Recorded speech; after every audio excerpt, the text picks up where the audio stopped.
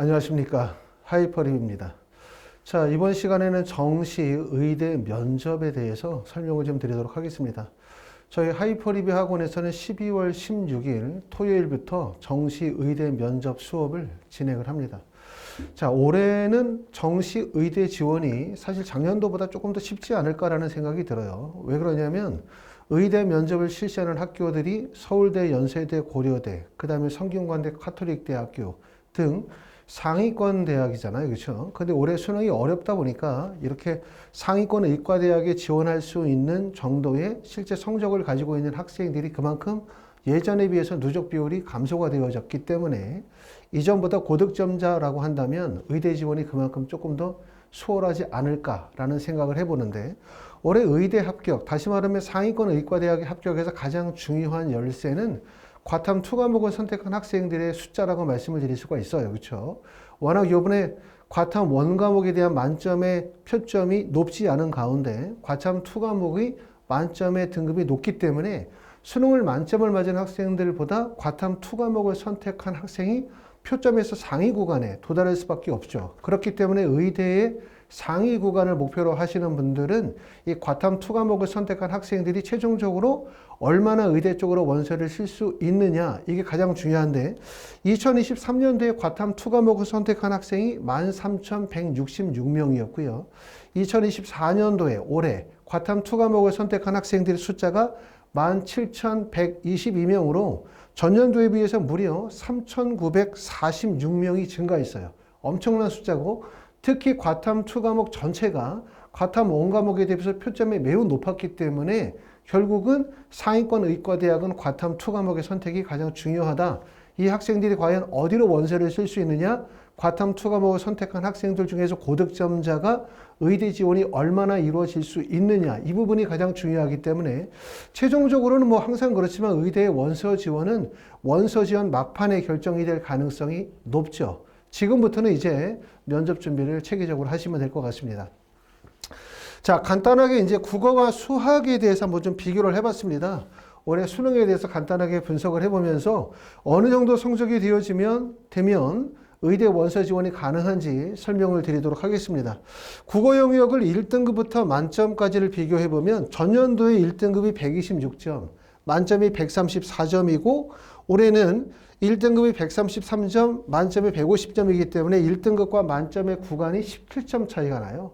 그만큼 올해 국어의 영향력이 매우 크다고 말씀을 드릴 수가 있는데, 문제는 뭐냐면 전년도에 국어 1등급에서 만점까지의 학생의 숫자가 19,858명, 올해는 18,015명으로 전년도에 비해서 1,843명이 줄었죠. 다시 말하면 뭐냐면 1등급을 맞는다고 해서 경쟁력이 발생이 되어지는 게 아니라 의대를 지원하려고 한다면 국어의 1등급 내에서 상위 구간에 도달하느냐가 매우 중요하다라고 말씀을 드릴 수가 있을 것 같고, 수학은 전년도와 유사해요. 그렇죠? 전년도보다 표점이 3점 정도 더 상승을 했기 때문에 결국은 상위 의과대학의 결정은 수학에서 결정이 된다라고도 말씀을 드릴 수가 있을 것 같습니다. 자, 보시는 것처럼 상위 누적 인원의 변화를 보면 국어 영역은 1등급 133점, 그 다음에 만점에 150점 사이에서 사실상 의대의 원서를 쓸 수 있을 정도의 표준 점수는 적어도 몇 점 정도가 나와야 되냐면 139점 이상의 점수라고 한다면 의대 원서 지원이 가능하다라고 말씀을 드릴 수가 있겠죠.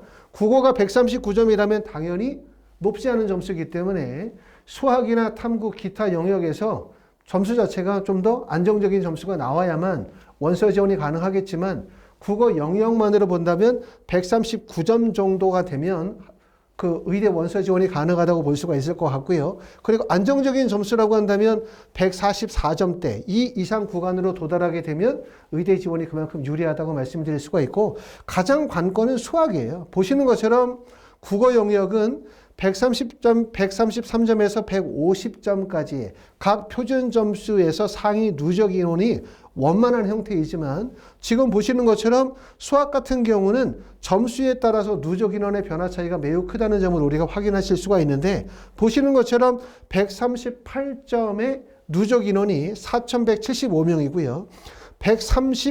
4점일 때 2,969명, 그 다음에 141점일 때 2,091명이기 때문에 상위권 의과대학에 도달을 하기 위해서는 국어 영역보다는 수학이 매우 중요하고 특히 수학의 표점이 143점 이상의 점수였었을 때 경쟁력을 갖추게 될 가능성이 높습니다. 자, 과학탐구를 보시면 과학탐구는 생명과학, 지구과학, 화학, 물리, 작년과 다르게 보통 일반적으로 원과목에서 지구과학과 생명과학의 표점이 높게 나왔는데 올해는 보시는 것처럼 만점을 비교할 때 물리가 69점, 화학이 69점, 생명과학이 69점, 지구과학이 68점이기 때문에 투 과목을 선택하지 않은 학생이 원과목의 만점을 맞았을 때 사실상 의학계열 상위 구간에 도달하기가 매우 어려울 가능성이 높아요. 물론 원과목을 선택하고 만점을 맞았고 그 다음에 국어와 수학이 점수가 높다면 의대 지원이 가능하겠지만 가장 큰 문제는 전년도에 비해서 3,946명이나 늘어난 투 과목에 대한 선택자가 제일 중요하다고 말씀을 드릴 수가 있을 것 같습니다. 보시는 것처럼 지금 물리학이나 화학이나 생명과학이나 지구과학의 표점이 만점이 68점에서 69점인데 투 과목 선택, 특히 화학의 투 과목은 만점이 80점이에요. 지금 보시는 것처럼 생명과학과 표점 차이가 11점 정도 점수 차이가 나기 때문에 사실상 11점의 점수 차이는 의대 구간에서는 어떠한 식으로도 극복할 수가 없을 정도의 점수다라고 말씀을 드릴 수가 있기 때문에 아까 처음에도 말씀을 드렸었던 것처럼 예년에 비해서 수능이 어려워졌기 때문에 의대 구간은 그 정도의 의대에 합격할 수 있을 정도의 수능 성적을 확보했다면 작년도보다 합격이 유리하다고 말씀을 드릴 수가 있고 두 번째는 의대의 상위 구간은 결국은 투 과목의 선택자가 어떻게 원서를 쓰느냐가 매우 중요할 가능성이 높다. 전년도에 비해서 무려 3,946명이 증가했기 때문에 투 과목의 선택이 매우 중요하다고 말씀을 드릴 수가 있을 것 같습니다. 자, 물리는 투 과목이 74점이고 화학이 80점, 생명과학이 73점, 지구과학이 보시는 것처럼 72점 정도의 만점을 보여주고 있기 때문에 그만큼 투 과목의 중요성이 크고요. 보시는 것처럼 과탐의 응시자의 변화를 보면 원과목에서 가장 눈에 띄는 부분은 지구과학의 선택한 학생의 증가가 1,061명이 증가했다는 점과 그 다음에 화학 원을 선택한 학생이 12,225명이 감소했다는 점이 가장 눈에 띄고 투 과목은 전체적으로 다 증가했어요. 특히 가장 많이 증가한 게 물리 투 과목이 1,175명이 증가했고 그 다음에 지구과학 2를 선택한 학생이 1,352명이 증가했고 생명과학이 644명, 그 다음에 화학의 선택자가 775명이 증가해서 무려 3,946명이 증가했다는 점. 이 점이 우리가 가장 큰 관건이라고 말씀을 드릴 수가 있을 것 같습니다.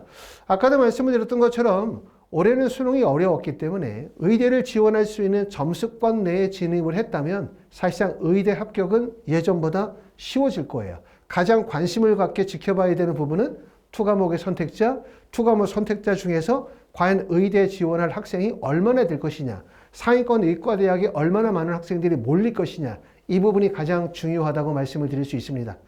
자, 이걸 이제 차차 우리가 알아가는 과정으로 보시면 될 것 같고요. 지금서부터 해야 되는 것은 면접 준비를 해야 되겠죠. 최종적 대학이 우리가 1월 6일 정도 또는 1월 7일 정도의 대학 결정이 날 게 있죠. 하지만 의대는 보시는 것처럼 서울대학교와 연세대학교를 제외한 모든 대학들은 일괄 합산 방식이죠. 수능 원서 접수하고 나면 바로 필수적으로 면접을 봐야 되는 상황이기 때문에 지금서부터 면접 준비를 체계적으로 진행하시면서 최종적 대학 결정은 나중에 1월 5일, 1월 6일 정도에 결정을 하시면 되지 않을까 싶습니다. 자, 보시는 것처럼 이제 나군의 서울대학교가 있어요. 서울대의 나군의 원서를 쓰는 학생들은 가군의 의대에서 어디를 쓸 가능성이 높다면 연세대학교, 카톨릭대, 성균관대학교, 울산대, 고려대학교로 원서를 필수적으로 쓸 수밖에 없기 때문에 상위권 의대 원서 지원하시는 분들은 필수적으로 면접 준비를 하시게 된다고 말씀을 드리겠죠. 내가 만약에 지금 현재 상태로 수능 성적이 매우 우수하다고 판단되고 상위권 의과대학에 지원이 가능하다고 판단되면 가군의 연세대를 쓰면서 나군의 서울대를 연계해서 쓸 가능성이 높지만 결국은 최종적 원서 지원의 상황에 따라서 연세대를 쓰거나 카톨릭대를 쓰거나 또는 성균관대를 쓰거나 울산대를 쓰거나 고려대를 쓰거나 중에 하나를 선택할 가능성이 높기 때문에 결국은 뭐냐면 면접을 준비하는 것은 확정된 일이고 대학을 결정하는 것은 1월 6일까지 가봐야만 결정이 되지 않을까 싶습니다. 자, 그 외에도 경북대, 인제대, 그 다음에 아주대학교, 가톨릭 관동대학교가 올해 정시에서 면접을 실시합니다. 자, 하이퍼리뷰에서는 말씀을 드렸던 것처럼 12월 16일 토요일부터 매주 토요일 4시간씩 해서 수업 시간은 토요일 날 1시부터 5시고요. 그래서 1시부터 5시까지 12월 16일, 12월 23일, 12월 30일, 1월 6일 총 4번씩 4시간씩 총 4회에 걸쳐서 수업을 진행을 하고 그 다음에 토요일에 수업 시간이 안 되시는 분들은 일요일 날 12월 17일부터 매주 일요일 17일, 24일, 31일, 7일 이렇게 해서 4시간씩 총 4회로 수업을 진행하고요. 한 번의 인원은 대략적으로 한 5명 정도 수업을 진행을 하고 한 번 할 때 4시간씩 해서 대학별 면접 MMI 형식으로 수업을 진행을 하도록 합니다. 자, 그리고 면접을 진행하는 날짜가 12월 16일, 12월 17일이기 때문에 혹시 수시 원서 지원하시고 최종적 합격을 기다리시는 분들이 계실 것 같아요. 미리 예약하셨다가 잘 되셔서 수시 합격하시면 예약금은 환불해 드리도록 그렇게 하겠습니다.